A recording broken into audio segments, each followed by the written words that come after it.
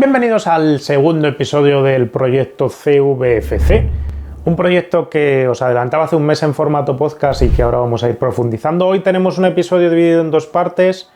Una primera parte donde os voy a conceptualizar todos los aspectos clave de cómo queremos que sea este proyecto de coche.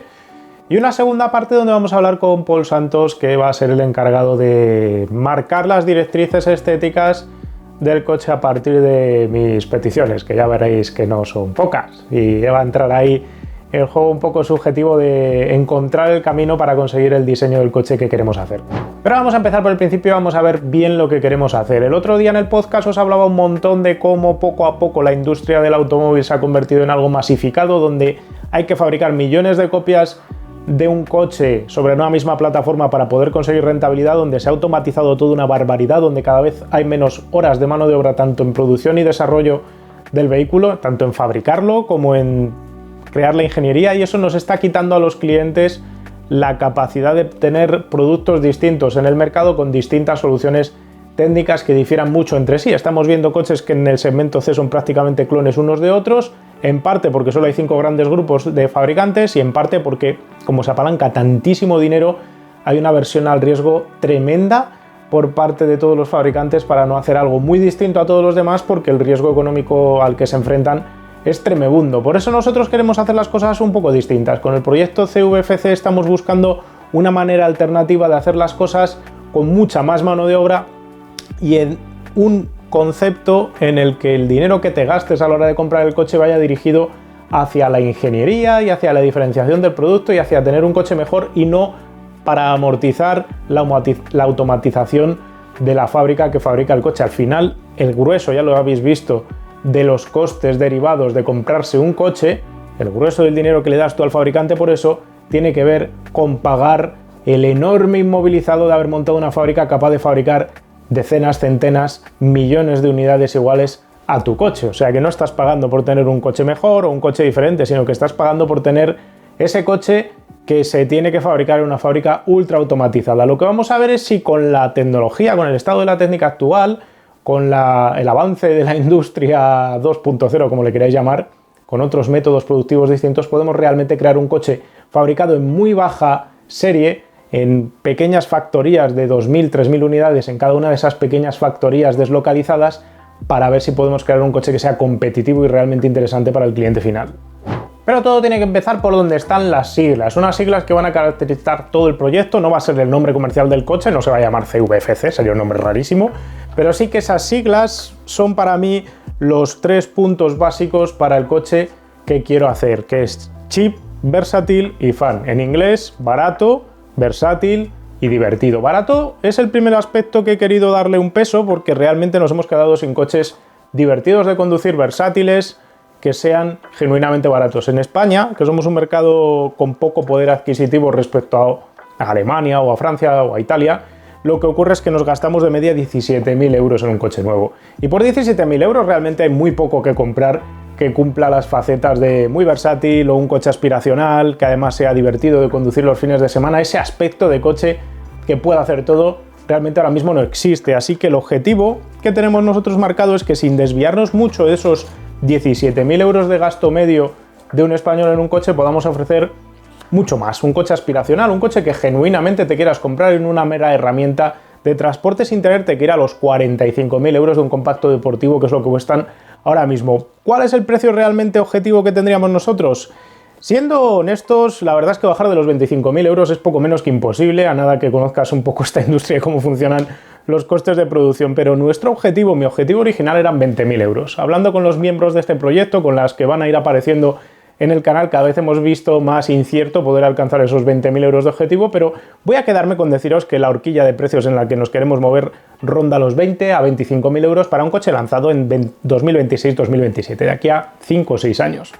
Como el IPC, la corrección de precios, va a tener ahí su trabajo, pues seguramente el precio medio del coche comprado en España irá subiendo poco a poco y se vaya aproximando a esos 20-25.000 euros. 20-25.000 euros, que no es una cifra descabellada para comprarse para cualquier asalariado medio, incluso por una persona que lo compre a crédito y tenga un trabajo más o menos convencional en su juventud. Estoy intentando hacer un coche que se lo pueda comprar cualquier joven que acaba de terminar la carrera o que está estudiando todavía y trabajando al mismo tiempo, pues que con un préstamo pueda acceder a un coche nuevo que le parezca interesante, que realmente merezca la pena gastarse ese dinero.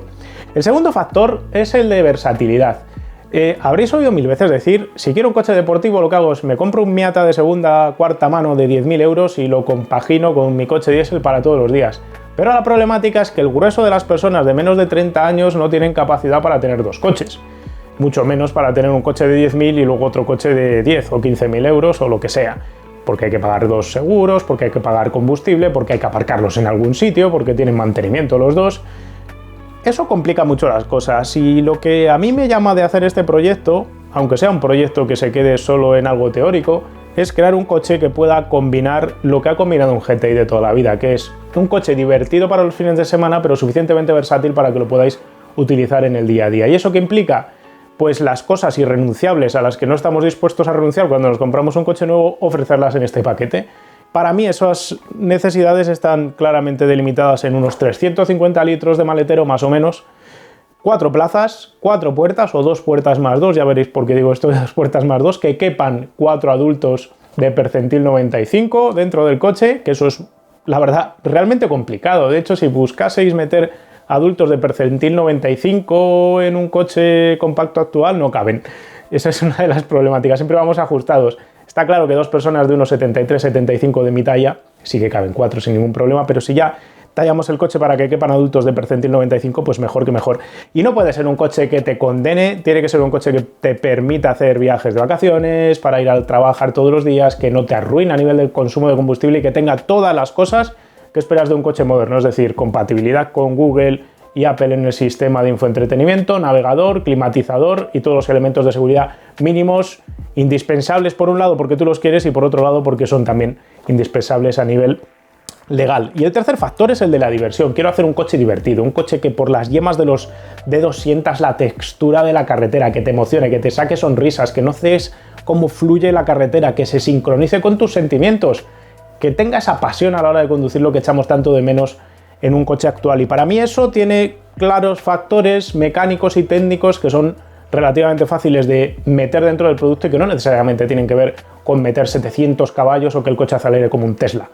Para mí las claves están en el tacto de la dirección, que puedas leer la carretera, la textura a través de ella, un pedal de freno duro y que sea dosificable, que nos permita hacer frenadas regresivas, que notemos cómo se van fatigando los frenos si es que se fatigan, una carrocería que trabaje bien la suspensión, que vaya copiando bien el suelo, que la suspensión vaya tragándose los baches pero al mismo tiempo controlando los balanceos de la carrocería, y un coche que en general a través de tus sentidos, del culo, del oído, de las manos, puedas notar lo que está haciendo con un acelerador lineal y te cree esa consonancia que es tan subjetiva y tan complicada de meter en un coche, de que estás atravesando la carretera como fluyendo, como volando a través de ella, sacándote una sonrisa en un fin de semana cualquiera. Eso para mí es vital si quieres hacer un coche deportivo, y es esa deportividad, esa agilidad de cambio de trayectoria, esa sensación de placer de conducción que es tan esquiva hoy en día en un coche, porque se crean coches que son rapidísimos, con pasos de curva brutales, pero que están muy desconectados en tacto de acelerador o freno de la carretera y de lo que te están ofreciendo en realidad. Llegados a este punto dirás que es el coche ideal. Es un coche que es barato de comprar, barato de usar, versátil para todos los días y divertido de conducir los fines de semana. Obviamente hay un montón de problemas para llevar esto a cabo y por eso no existen tantos productos de este estilo. Además de que tampoco está el mercado pensando y pidiendo productos de este estilo, se pide otro tipo de coches. Pero más allá de eso, si se hace a un volumen escaso y se puede hacer rentable a un volumen escaso, seguro que encontramos suficientes clientes. Para mí las problemáticas empiezan por dos temas realmente complejos, que es hacerlo viable en el tema legal, que cumpla todas las homologaciones y requerimientos, tanto en emisiones como en seguridad, que va a exigir la Unión Europea para vehículos de serie producidos sobre 2025-2030, y por otro lado el tema económico, conseguir que este coche fabricado en una producción de pequeñas factorías de 2-3.000 unidades a un total de unidades anuales sobre las 5.000 en toda Europa, sea un coche que sea viable realmente a nivel económico para venderlo en los precios que os he citado. Para hablar del tema de la legalidad vendrá David Tugas por este proyecto dentro de unos episodios y comentaremos con él la viabilidad de muchos aspectos del coche, cuáles son los requerimientos mínimos de airbags, de ABS, de ayudas a la conducción, cuáles son los requerimientos mínimos para poder deslocalizar la producción del coche en vez de fabricarlo todo en una fábrica, hacerlo en múltiples fábricas, Y luego está el otro tema de la legalidad que tiene que ver con las emisiones. Y ese tema no solo es legal, sino también es de responsabilidad social. El coche que vamos a fabricar, que va a lanzarse de cara a 2026-2027, no puede ser una máquina de echar CO2 por el escape. Y eso es lo que va a complicar mucho la elección del sistema de motopropulsión. Podríais pensar, aquí estarán los acólitos de los coches eléctricos pensando, va a hacer Guille un coche a baterías. Es inviable hacer un coche de baterías de 20.000 euros dentro a 4 o 5 años vista que sea realmente viable, factible y versátil para cualquier cliente. ¿Por qué? Pues porque básicamente o pones una batería ultra gigante o es imposible hacer tramos con la tecnología de baterías actuales. Tenéis que pensar que cuando hemos probado coches eléctricos a un ritmo como los probamos todos los coches básicamente, en un tramo nos acabamos encontrando consumos de 35-40 kilovatios hora cada 100 kilómetros. Eso implica que para poderte ir un fin de semana a hacer unas cuantas curvas a la sierra, a la carretera de montaña, al puerto, a donde lo vayas a hacer, y volver a casa vas a necesitar una batería de 100-150 kilovatios hora de tamaño, cosa que es enorme, carísima e inviable en un coche de 20.000 euros. Y a eso se suma el aspecto de la versatilidad. Hoy por hoy no hay infraestructura de carga rápida en España para soportar estos coches para que te lo compres y teniendo un único coche puedas hacer tus viajes del día a día y al mismo tiempo puedas irte a Valencia, San Sebastián, Girona, no lo sé, a donde te vayas de vacaciones y volver sin tenerte que preocupar de cuántas veces vas a tener que parar por el camino o si el cargador al que te vas a enchufar funciona o no. Entonces, para mí, borrar esa parte de problema de versatilidad y borrar el problema del consumo en conducción deportiva era vital. ¿Cómo lo vamos a borrar? Pues te puedes imaginar que el camino tiene que ver con la hibridación, con la utilización mixta de dos sistemas de propulsión, el sistema eléctrico y un sistema que no puede ser por pila de combustible, por costes para un coche de 20.000 euros en el año 2025-26 que saquemos este coche, y que va a tener que ser un sistema de motor a combustión. Meses atrás os hablé de un tipo de proyecto que podía funcionar, del coche perfecto para mí a día de hoy, que tenía que ver con un coche de combustión funcionando como híbrido en serie. Cuando lo utilizabas en ciudad, podéis volver a ver el vídeo si lo clicáis, y después que funcionaba con motor de gasolina puro y duro, con una caja de cambios convencional cuando llegabas al tramo y te querías divertir. Una tecnología que Mazda va a poner a la venta en el RX, en el sucesor del RX7 y RX8 en un futuro más próximo del que creemos todos. Pero el problema de ese coche es que hacer esa tecnología, un coche con esa tecnología, es ultra caro, es muy complicado, porque tienes que mezclar una caja de cambios con un motor eléctrico y tener varios subsistemas que complican tanto las cosas que se me hace bola a la hora de pensar que ese coche va a poder costar 20.000 euros. ¿Cuál es la solución alternativa que podríais pensar? Pues un híbrido enchufable como los de ahora. El problema de los híbridos enchufables de ahora, os lo he contado más de una vez cuando vamos a conducir de manera dinámica, es la desconexión absoluta entre lo que hacemos con el pedal derecho y lo que hace el coche, porque va empujando a ratos con el motor de gasolina, a ratos con el motor de combustión, otras veces lo que hace cuando frenas es que frena regenerando y otras veces frena de manera mecánica. Y para mí esa problemática borra cualquier atisbo de poder hacer un coche dinámicamente entretenido a la hora de conducirlo, así que no es viable por mi parte. Entonces, ¿cómo lo podemos solucionar? Esta historia, pues ahora os lo voy a explicar con una hoja y 2 minutos. Para tener el tacto del pedal del acelerador incorrupto solo podemos tener una vía, que es tener un único grupo motopropulsor moviendo las ruedas, pero no podemos permitirnos una batería enorme, por coste, por peso y por impacto ecológico. Así que mi solución empieza por colocar un motor de combustión muy pequeño justo detrás del eje delantero. Un motor de combustión sobre los 40 kilovatios de potencia neta estándar, que debería de trabajar en régimen estacionario, que es la manera de conseguir la máxima eficiencia posible a nivel energético. Este motor de combustión, con unos 40 o 60 kilos de peso máximo, movería a través de su cigüeñal directamente y sin embrague mediante un grupo generador eléctrico de la misma potencia nominal, también unos 40 kilovatios, con una punta de unos 60 kilovatios para ocasiones específicas. Este generador eléctrico, que además hace las veces de motor de arranque para el motor de combustión, alimenta una batería en forma de T de entre 15 y 20 kilovatios hora de capacidad. La elección de este tamaño, por verificar con más matemáticas, tiene que ver con el factor principal de ofrecer un coche que en uso convencional de diario pueda funcionar puramente de manera eléctrica. La batería se podría cargar en el enchufe de casa cada noche o cada 2 noches y permitirte hasta 80 km al día sin gastar gasolina. Esta batería mueve un motor eléctrico situado en el eje posterior asociado exclusivamente a las ruedas traseras. El motor podría ser un motor de unos 200 kilovatios, de unos 260 caballos al cambio, funcionando con muy poca regeneración para no enturbiar la sensación de conducción cuando levantes el acelerador, con una retención similar a la de un motor de gasolina convencional. Idealmente el sistema se acabaría aquí, el coche sería un híbrido en serie enchufable, o si lo quieres llamar de otra manera, un eléctrico de autonomía extendida. El problema es que limitar la regeneración de la energía en las frenadas sería tirar hasta un 30% de la energía del coche en forma de calor en los frenos. Por eso planteamos agregar 2 pequeños motores de inducción y flujo axial asociados independientemente a las ruedas delanteras. De esta manera, como es el eje delantero donde más esfuerzo de frenada se suele hacer, tendríamos aquí toda la recuperación energética, muy elevada en una conducción urbana y de carretera convencional y limitada en conducción dinámica cuando así se lo pedimos. Funcionaría como un one pedal, como os comentaba antes, es decir, el pedal de freno solo actúa sobre la frenada mecánica, mientras que la regeneración se activa al levantar el acelerador y en base al programa de regeneración que tengamos seleccionado. ¿Ventajas de esta implantación que os propongo? Para empezar, el tamaño de la batería respecto a un eléctrico, con una batería cuyo coste podría rondar los 2.250 euros, un peso de 115 kilos, por los más de 400 kilos que pesaría una batería de un eléctrico convencional actual. Para seguir tenemos la versatilidad. Si bien el coche a diario puede usarse como un eléctrico enchufable convencional, no tendrás problema a la hora de viajar, hacer viajes largos o disfrutar de tu carretera de curvas favoritas en fin de semana.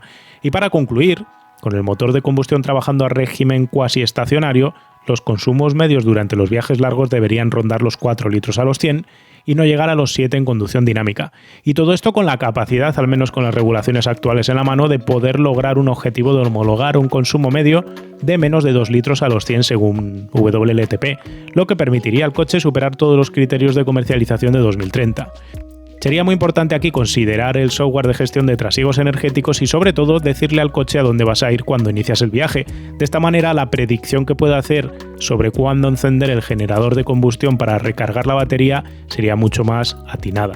La batería al final en estas condiciones acaba trabajando como una especie de caché para almacenar suficiente energía para cuando pegues acelerones y que no se descargue demasiado.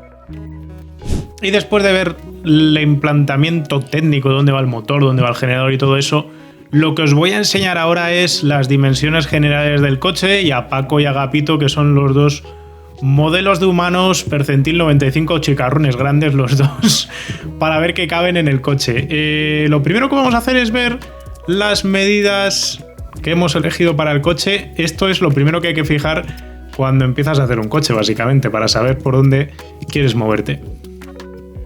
Y lo que he cogido son, como podéis ver, 2.700 milímetros de batalla. Una batalla generosa que nos va a permitir tener un espacio digno para los ocupantes y espacio aquí para colocar el motor generador por detrás del eje delantero y el generador eléctrico por delante sin tener demasiada problemática. Hemos cogido 4.400 milímetros de longitud total para el coche, un voladizo máximo delantero de 800 y un voladizo máximo trasero de 900. Esto va a depender también un poquito de las consideraciones estéticas, porque se puede acortar un pelo todavía el voladizo delantero. Hemos fijado la altura libre al suelo, que la he fijado en 100 milímetros como mínimo. Tenemos cosas pues como las ruedas, que están elegidas unas llantas de 18 pulgadas, que ya tenemos elegidas ahora mismo, y luego hemos empezado a fijar parámetros que siempre son complicados de elegir si nunca habéis hecho un coche. Pues por ejemplo la altura del punto H, que es el punto de la cadera, pues lo he colocado a 400 milímetros del suelo, que es una altura casi de coche deportivo, pero sin bajar demasiado cuando te vas a sentar.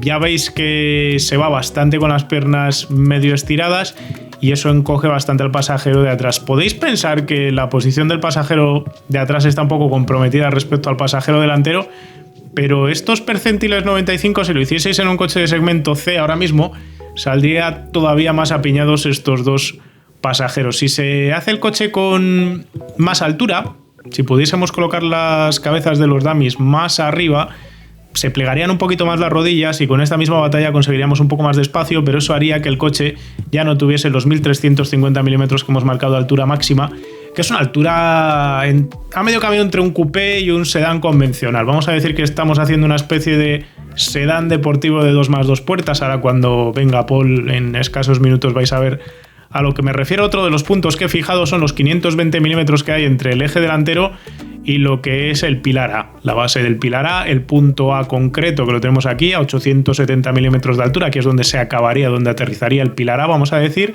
y aquí es donde empieza el parabrisas, siguiendo aquí lo que estoy haciendo con el ratón. Todas estas medidas van a ayudar a la hora de diseñar el coche porque nos van a permitir ver por dónde van las cosas. Si me salgo de esta gráfica, pues podéis ver la anchura, el ancho de vías y todo esto. El coche mide 1800 milímetros de ancho máximo, por eso he marcado también el punto en el que están las ruedas en su ancho de vías.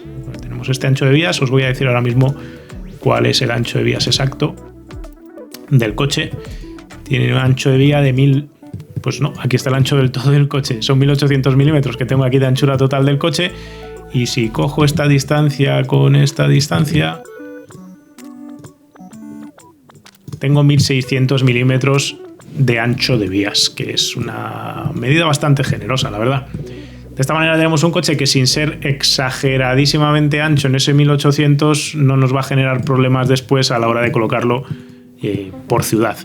¿Veis la posición de conductor y pasajero? No tengo los del otro lado. Veis que están separados de la zona central para dejar espacio al túnel central. En ese túnel central es donde va la batería, y tampoco están demasiado pegados al externo de la puerta para generar espacio suficiente para no tener sensación de que la puerta nos aprisiona, y al mismo tiempo también para generar espacio para que en caso de impacto lateral tengamos suficiente recorrido para tener cierto grado de seguridad. La columna de dirección, para llevar el brazo justo donde quieres, acaba por aquí, iría con un lanzamiento de unos 20 grados respecto a la horizontal.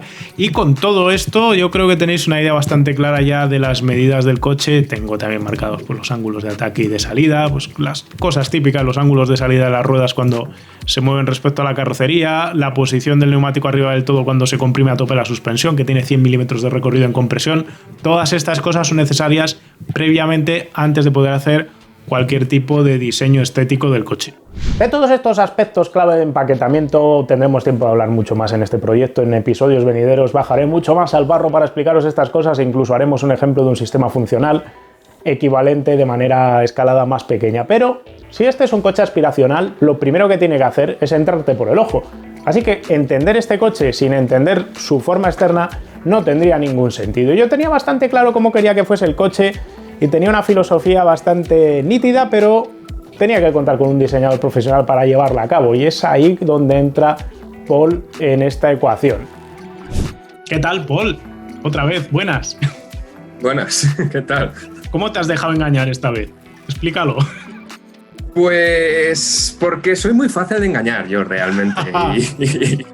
y estos proyectos me llaman mucho la atención, y siempre, pues, cuando tengo un ratillo me gusta dedicarme a esto. Lo que me dicen mis padres, que si no me canso de coches todo el rato, no, realmente no. O sea, me gusta meterme a todos los proyectillos de estos que vayan saliendo. Conozco esa sensación. Yo iba a explicar un poco mi idea original, pero como tú has preparado ahí 4 dibujos, te voy a dejar a ti totalmente. Vale, de acuerdo. Dale candela. Bueno, pues aquí tenemos un poco, lo primero, el Corvair, porque en el PDF que me mandaste en primer momento con el briefing, me pusiste 4 ideas de coches para tener de referencia en primer momento, y uno de ellos será el Corvair. Y vamos a ir viendo una serie de elementos estéticos que se comparten entre todos estos coches y que, bueno, que es lo que queríamos buscar, y que yo también pienso que encajan bastante bien con el packaging que vamos buscando en este coche. Yo cuando digo Corvair, lo curioso es que te paso 4 coches, de los cuales uno es el original, que es el Corvair, ¿sí? y los otros 3 son casi copias. No voy a decir copias, pero sí coches inspirados por lo que hizo General Motors con el Corvair. Sí. Al final la idea se ve que es eso, que hay uno que es más utilitario, vamos a decir, que es más práctico, de diseño se queda un poquito atrás para mi gusto. Y bueno, pues cada uno lo ha adaptado a su manera. Pero bueno, está claro que la esencia del Corvair es algo bastante claro, que es una línea horizontal que recorre absolutamente todo el coche y que marca ese estilo que a mí me parece un poquito como de lancha al final. Da una sensación un poco flotante. También la altura es un poco más grande de lo que estamos habituados ahora mismo, y desde esa línea se mete hacia adentro. O sea, es un poco eso, es un poco la línea de flotabilidad de una lancha. Y da esa sensación por todo el coche. Además, luego la cabina queda como muy aislada de todo esto. No se funde aquí con una caída coupé ni nada de esto. Va aquí recto y va simplemente a dejar la altura libre necesaria. Lo bueno de esto también, claro, es que si queremos meter plazas atrás, pues nos deja la posibilidad de tener un poquito más de altura ahí sin que se vea extraño todo esto. Así que en ese sentido me parece que es un diseño que va bastante bien con el concepto que queremos buscar. Después, finos, buena visibilidad en todas las direcciones. eso está genial. Lo malo es que, claro, hoy en día eso es mucho más complicado de conseguir si queremos un poquito de seguridad.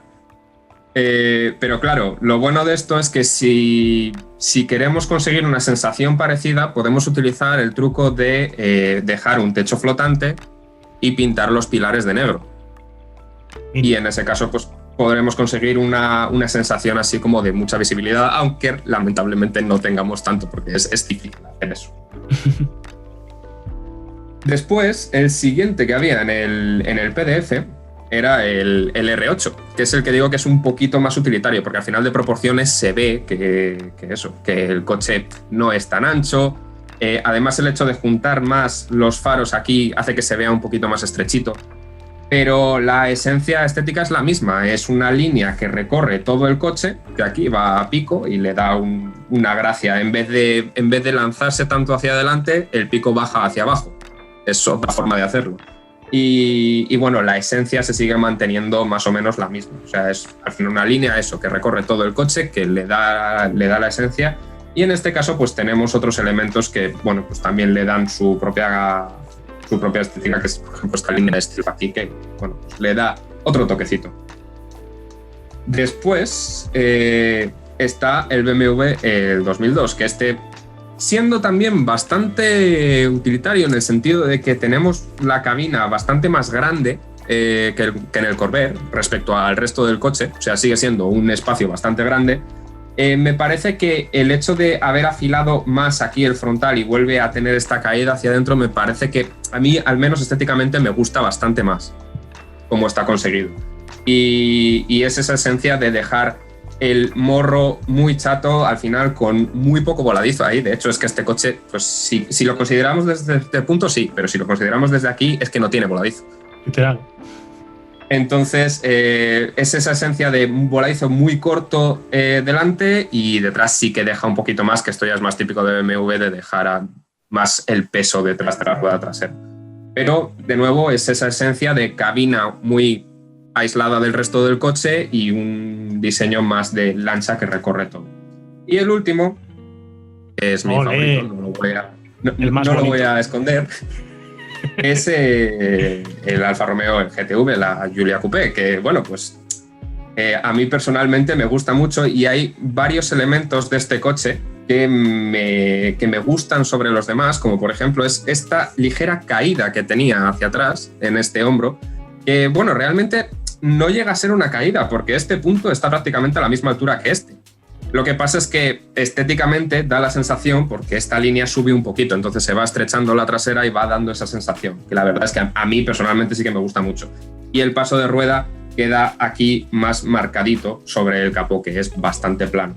Pero la esencia es de nuevo la misma, es una línea que recorre toda la carrocería, una cabina aislada y un voladizo delantero muy, muy, muy corto, que personalmente es lo que más me convence de estos coches.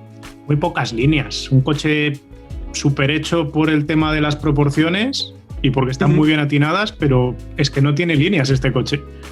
No, es que son todo volúmenes que están muy, muy, muy bien buscados y al final las pocas líneas que tienen no son líneas de estilo que se hayan metido porque sí, sino es simplemente que aquí la superficie va plana para dar el paso de rueda y aquí se mete para dejar el hombro encima. Es que no tiene ninguna línea que se haya hecho a mayores, son simplemente las líneas que marcan las superficies.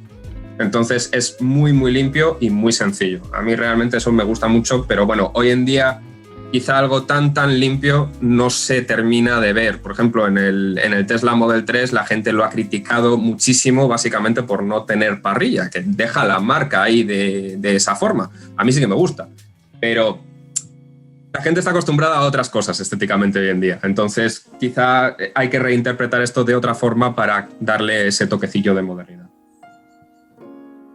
Y entonces con esto, pues lo que hice fue, además nada más me pasaste el PDF con las cosas, con el briefing, hice este boceto muy rápido, un boceto muy guarro, pero bueno, que nos valía para ir viendo a ver qué había por aquí. Antes de saber las medidas del coche, porque a mí me gusta mucho diseñar siempre con la reserva de espacios ya hecha, o sea, sobre un modelo 3D, para no irme muchísimo, que quizá a modo de sketch no queda tan chulo, pero es cierto que es más práctico a la hora de diseñar porque das menos pasos en falso. Pero este no fue el caso, porque no teníamos esto hecho, entonces pues yo me lancé aquí a la aventura. Una de las condiciones que tenías era los faros redondos aquí delante, pero bueno, yo le metí este cachito aquí que venía a ser de... Pues, básicamente iban a ser las diurnas en mi cabeza, no sé ahora si por alturas lo podemos meter así o tendremos que meter algo más, pero bueno, esto ya lo iremos viendo. Y básicamente la idea es esa, es un voladizo bastante corto, no tan corto obviamente como lo que teníamos antes, porque bueno, pues al final necesitamos meter más cosas, como ya has explicado, mecánicamente pues necesitamos un poquito de espacio ahí, y entonces el coche pues se va a proporcionar de otra forma un poco distinta. Pero vamos, que la esencia es la misma, una línea que recorre absolutamente todo el coche. Además, a mayores, como he metido el pliegue este que se mete hacia abajo, pero sí que es muy raro que un coche moderno no tenga unas taloneras más fuertes o un splitter delantero un poquito más lanzado, pues meto este pliegue aquí que sale, pero esta línea es la que recorre de nuevo todo el cuerpo y en la trasera también se va a replicar un poco. Y como hemos dicho antes, pues es básicamente eso, es un techo flotante sobre unos pilares que van a ir pintados en negro, entonces pues le da un diseño un pelín más fresco que recuerda a eso que teníamos antes sin dejar los pilares excesivamente estrechos. Además, luego como gracia extra, pues le metí este bocado en la delantera que, bueno, pues por buscarle algo distinto, por buscarle algo que le dé un poquito de personalidad y no hacer simplemente pues lo requerido por la técnica, vaya. Una cosita que sí que además tienes ahí integrada y que hasta ahora nos lo hemos saltado porque yo no lo he explicado en la parte técnica. Yo he hablado antes cuando estaba explicando del coche de 4 puertas que podían ser 2 más 2, no necesariamente 4. Uh-huh.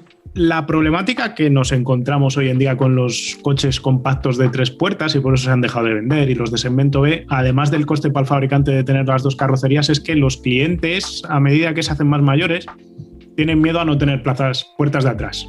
No las plazas están igual. Pero el hecho de decir, ostras, y si tengo un hijo, quiero montar a alguien de atrás, menudo rollo, tengo que abrir una puerta y tal. Hay fabricantes como Peugeot que han optado en el 208 a hacer unas mini puertas traseras de apertura convencional, que luego a la postre, a la hora de entrar y salir, pues son un poco más justitas. Y lo que hablamos Paul y yo fue, Paul, yo quiero las puertas del RX8. Rollo freestyle sin pilar B, cosa que es técnicamente fácil de conseguir a nivel de seguridad. Quiero decir, fácil. Bueno, fácil, esto es como todo. Es factible. Fácil no es la palabra, es factible. Se puede conseguir, encarece todo, sin ninguna duda, pero te da este toque un poquito más coupé de la puerta larga delantera y te da el acceso extra de la puerta trasera y ahí lo integraste ya. Yo a esto lo voy a llamar hoyo en uno porque este es el primer dibujo que me pasaste y era hoyo en uno, literalmente. O sea, era lo que tenía en la cabeza. Es que, ya te lo he dicho, al final me pasa mucho eso, que es que me pongo a diseñar alternativas y al final la que gusta es la primera. Es que en la carrera siempre me decían, oye, haz alternativas, pon propuestas distintas. Y es que es lo que hay que hacer, es verdad, pero porque al final se van encontrando otros detallitos en las que vas haciendo después. Pero chico, no sé si es mala suerte o buena suerte, vamos, no sé. Pero, eso es buena suerte, jolín. Y otra cosa, por ejemplo, de este boceto es que, claro, las puertas, como dices, tienes aquí esta y esta mucho más pequeñita, pero esto es lo que pasa en este boceto por hacer el boceto sin la reserva de espacios y sin tener en cuenta esto, porque aquí he dejado muy poco espacio y aquí he dejado un espacio descomunal que no tiene el coche en realidad. O sea, esto va a ir mucho más desplazado hacia atrás, pero bueno, ya lo veremos ahora. Que hice un modelillo en 3D. Pero antes de eso vamos a revisar otras 2 alternativas que hice para explorar esto un poco. Y esta, por ejemplo, se quedaba con un corte quizá demasiado elegante. Era lo que comentábamos, era una cosa un poquito como recordaba a Lancia, que a mí es una marca que me gusta mucho, entonces siempre la tengo ahí como con cierta referencia. Pero esta línea de aquí caía demasiado y se quedaba un poquito elegante de más para lo que queríamos conseguir. A mí el coche me gusta, diré, pero se me quedaba muy... No sé, es como si estos diseños yo supiese de salida que luego a la hora de comercializarlo hay una parte de público que no te lo llega a entender. Uh-huh. Lancia Libra, Lancia Tesis, muy bonito, muy lo que ha pasado con muchos Lancias al final. Sí, claro. Es que Le lleva pasando la lanza toda la historia. Y bueno, y es un poco lo que le pasa también a la otra alternativa que hice, que yo la hice pensando un poquito en mente con el Stratos. Con una línea que fuera por todo el coche, sí, pero que iba subiendo muchísimo. Y que quizá en las proporciones de este coche pues subía demasiado. O sea, luego al hacer el modelo 3D vimos que se quedaba demasiado inclinada, pero la esencia es esa, es una línea que estaba muy inclinada y acuñaba el coche entero, y luego el paso de rueda delantero tenía que quedar por encima y el paso de rueda trasero quedaba por debajo. Pero es eso, nos quedaba quizá demasiado acuñado. No terminaba de encajar para un coche tan largo, entre comillas. Es un poco el efecto que le pasaba cuando comentamos el M235, que iba subiendo tanto la línea que llegaba un momento que estaba altísima. Y al final el M235 lo que le pasaba es que subía esta y te tenía que meter otra aquí que no terminaban de encajar porque tenía demasiada inclinación. Y a este le pasa un poco lo mismo, siendo que he intentado mantener la línea solo una, pero es un poco excesivo para lo que queríamos conseguir. Y la verdad es que iba mejor la estética del anterior. Así que volvamos a ella. Y una cosa que me pasó al principio, con el modelo CAD que me mandaste, con el Katia, pues que yo lo cogí aquí y dije, vale, aquí están Paco y Agapito, están muy bien, entran los dos perfectamente, que también pues, fastidiado, claro, porque no le podemos meter muchísima caída atrás, entonces esto se va a quedar así. Y claro, el problema que tiene esto es que yo vi aquí las ruedas y dije, vale, estas son las ruedas, por como hago yo las cosas, esta es la cara exterior de las ruedas. Y no es así, este es el centro de las ruedas. Eso es el ancho de vías. Exactamente, que tiene muchísimo sentido, o sea, es lo que tiene sentido en este tipo de CAD. Pero bueno, pues yo no me lo tomé así. Entonces, ¿qué es lo que pasó? Que el primer modelo que hice rápidamente en Blender medía 1,60 m de ancho. De ancho. Y aquí está la diferencia, porque este fue el segundo que ya medía el 1,80 m y este era el primero que medía 1,60 m. Y claro, se quedaba estrechito el coche. Claro, nosotros veíamos los renders y íbamos diciendo, joder, no sé, como que intentaba sacar los faros para afuera para que quedara más ancho y todo esto, pero que, oye, que se seguía viendo, ¿no?, un poco estrecho. Quedaba muy alargado, muy extraño. Sí. Perrito caliente. Pero bueno, son cosas que, bueno, pues eso, que según lo importé para renderizar, pues dije, si me pone las medidas que mide 1,60 m de ancho, esto no puede ser. Fail. Pero bueno, problemas de estar lejos, ese es lo que hay. Entonces, pues esto es uno de los últimos renders que tengo, que está todo muy provisional, pero es básicamente la idea que íbamos persiguiendo. Al principio de este modelo teníamos una luna más inclinada hacia atrás, que encajaba menos con este sentido de dejar la parte del cristal más aislada del resto del coche. Y tenemos esta línea, que es la que recorre todo el coche, que se ha hecho aquí quizá un pelín más sutil de lo que la teníamos marcada, pero que de esta forma nos permite marcar un poquitín más los pasos de rueda. Otra cosa que cambié es que el coche es más largo, sobre todo de cabina, pero en general es más largo que estos otros que hemos visto como referencia. Entonces tenía un problema al querer marcar un hombro por todo el coche, y es que el coche se hacía más largo. Entonces he optado en este caso por separarlos aquí, y de esta forma como que queda un pelín más contenido el coche, un pelín más corto estéticamente. Y luego realmente hemos estado probando variantes distintas. Probé una con solo 3 puertas y menos batalla, el coche más corto. A mí personalmente yo me compraría esto, pero entiendo que no es lo que queremos hacer en este proyecto. No caben personas, seres humanos atrás. Pero muchos coches son así, dicen que tienen 4 plazas o 2 más 2 y ahí van personas y no tienen piernas y ya está, no pasa nada. Entonces, pues bueno, a mí me gusta esto, pero entiendo que por practicidad es esto lo que debamos buscar, y sí que es cierto que influye mucho, y es lo que hemos estado probando últimamente, dónde está este corte, porque es lo que te marca visualmente si te parece que tiene 3 puertas o 5. Entonces eso es quizá lo que más vayamos variando hasta encontrar un punto que nos guste, porque al final no importa en este tipo de puertas lo pequeña que sea la trasera, siempre y cuando se abra un poco. realmente eso es lo más importante. Así que tenemos que buscar un balance también, porque tampoco podemos hacer una puerta delantera monstruosamente grande. Eso da otros problemas, entonces, sí, en las bisagras y esas cosas. Son esas cosillas que tenemos que ir mirando. Siempre podemos hacer una bisagra de estas como las del Lotus Elise, una bisagra en aluminio sólido, hay un troncho y ya está, y no pasa nada, eso lo aguanta todo. O acabas como la del Versatis, doble cinemática y no sé qué, y después no funcionaba. Avantime, ¿no? El Versatis. Ya está, no, hombre, sencillita, ya está. Y nada, básicamente es eso. Hemos ido recortando el voladizo lo máximo posible. El hecho de dejar aquí un splitter delantero, una especie de splitter delantero en negro, era para ayudar a esa sensación visual de dejar el voladizo más pequeño aún.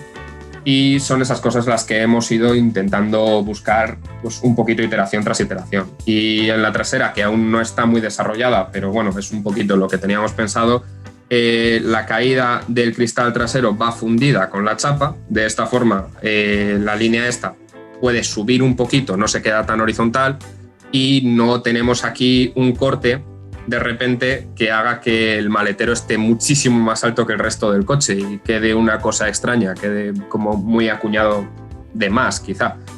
Entonces, es esta... A mí, viéndolo en 3/4 trasero, me enamora este coche. Le veo como está como echado hacia adelante, agazapado, pero al mismo tiempo tiene músculo detrás. No sé, me convence. La cadera esta con la cola de pato. Las colas de pato es que le dan el toque realmente. Es la forma más elegante de acabar una trasera para mi gusto. Entonces, es esta forma. Y los faros redondos que no... Vamos, los pilotos traseros redondos que no fallan nunca. No fallan, no. Llantas tipo turbina, que esto habría que... Las ha reaprovechado Paul de otro proyecto, pero habría que hacer izquierdas y derechas. Sí, exacto. Eso hay que hacerlo así. Hombre, a ver, realmente... No creo que hagamos llantas nosotros, realmente, así que habrá que buscar unas que estén chulas y meterles la tapa de las turbofans siempre la podemos fabricar, eso es fácil relativamente, pero habrá que ver qué metemos ahí. La salida de aire de delante donde el intermitente es una pieza que es confusa aquí, de momento no hay quórum aquí todavía. Esto estamos mirando a ver qué narices hacer, que le he metido yo ahí una textura con la idea de que juegue un poco con el intermitente, con la luz en sí, pero no está nada buscado. Veremos a ver si hacemos salida de verdad, que entonces quizá habría que mover la pieza un poco porque está en medio de la puerta. Y habría que ir viendo esto cómo lo hacemos, pero bueno, es la idea. Es básicamente dejar esto que marque la línea esta, que va por todo el coche y que tenemos aquí también en la trasera, como podemos ver, pero que se va abriendo aquí el radio. Entonces aquí el radio es muchísimo más pequeño y aquí es mucho más grande, de forma que hace pues una superficie un poco más curiosa, quizá un poco más moderna. Yo una salida de aire con una especie de marquito negro brillante, no sé, una especie así, lo veo... En negro, sí, en negro va perfecto. Yo realmente la he metido aquí de color cobre básicamente porque fuera con las llantas, por darle un toque moderno, pero realmente... A mí, el color en el que me gusta esto es en verde. Verde inglés, dijo el hombre que estaba en Reino Unido. Claro, igual es por eso, pero realmente, a mí cuando un coche se ve bien en verde, me gusta en verde. Tiene que ser amarillo, pues lo siento. Sí. El amarillo ya lo veremos a ver. Y, hombre, no queda mal, porque al final es un coche que no es monstruosamente grande, entonces no le va mal. Pero, por ejemplo, con el amarillo le metería el techo en otro color. Ya iremos viendo esto. Esto es color and trim y esto se hace al final. Efectivamente, al final de todo. Paul va a seguir, creo, si no recuerdo mal, dándole caña a esto y contándonos alguna cosa más por su canal. ¿Es así, Paul? Sí. Así que sí. La idea es que voy a explicar un poquito por separado las fases que he ido siguiendo. Es decir, primero un poco fase de boceto, luego fase un poquito más de Photoshop, fase un poco más currado, pues modelado en Blender, que es básicamente para hacer esto, para hacer un modelado rápido que nos permita ir viendo las proporciones y viendo qué podemos ir cambiando. O sea que podéis ir donde el canal de Paul, que lo vamos a dejar por aquí enlazado para seguir viendo cómo ha ido evolucionando el apartado estético, y nos seguiremos viendo con Paul a medida que esto vaya dando más pasos hacia adelante, vayamos terminando de definir espacios, tamaños y todo lo demás, y podamos empezar a trabajar ya en otras cosas antes de plantearnos cómo seguir. Esto al final, si se quiere hacer una maqueta a escala, impresión 3D, yo he visto que tienes también un vídeo súper genial, maravilloso de eso. pero fresarlo a escala 1 a 1, ya os digo que esto, recuerdo yo que en 2008 nos costaba 35.000 euros. Me imagino que ahora estará la cosa todavía peor. Fresado a 1:1 es que esto es un... Además es que lo que dices, se puede fresar en espuma de alta densidad o en clay. Si queremos modificar algo, en clay es más caro, es muy pesado porque es muy pesado. Y bueno, en espuma realmente las maquetas de espuma esas son de tan alta densidad que es que son pesadísimas también. O sea, si queremos hacerlo va a ser in situ. No creo que si lo queremos transportar eso va a ser horroroso. Nos va a salir mejor imprimirlo. De eso sabes tú un rato largo, sí, lo de imprimir. En fin, Paul, mil gracias por tu trabajo. Yo voy a invitar a todo el mundo que tenga algo que decir, porque estas cosas sí que es abrir la caja del infierno. El que quiera opinar tiene los comentarios para opinar, pero tened en cuenta que nosotros vamos a seguir nuestro camino, obviamente, y todo comentario será bien recibido, pero ya sabéis que... Sí, pero al final de esto es para, si la gente lo ve, pues nos puede dar un poco de feedback. Siempre hay que poner el feedback en contexto y ver a ver qué camino queremos seguir, pero sí, siempre ayuda, está claro. Pues nada, Paul, mil gracias, buen trabajo, tío. Gracias. Bueno, espero que os haya parecido interesante el tema que os hemos contado hoy. Dentro de 2 meses volveremos con otra entrega. En ese momento os hablaré de cómo es mi idea de la producción llevada a cabo en pequeñas factorías de 1.000-2.000 unidades cada una, repartidas por diversas ciudades Europa adelante para que el coche pueda tener más mano de obra y menos automatización. Será en ese momento también cuando invite a David Tugas a charlar, mi amigo de homologaciones, para que nos cuente qué es posible y qué no es posible de cara a poder comercializar este coche, de cara a homologarlo con una serie grande europea para que ese coche cumpla todos los requerimientos legales posibles. Probablemente nos volvemos a encontrar en aquel momento con Paul Santos para ver cómo va evolucionando el diseño. Ya sabéis que en su canal, porque lo ha dicho él, vais a poder ver cómo ha conceptualizado el diseño desde mi propuesta original hasta donde ha llegado ahora, y ese diseño seguirá evolucionando en los próximos episodios para tener una forma definida, y poco a poco esperamos poder seguir contándoos más avances hasta que tengamos conceptualizado en digital el producto más o menos de manera clara. Luego el proyecto se quedará ahí, desgraciadamente, pero creo que es un vídeo chulo, una serie de vídeos chula para ver cómo se hacen las cosas desde el otro lado, desde el lado de la industria. En fin, no tengo nada más que contaros. El sábado nos vemos con otro vídeo. Un saludo.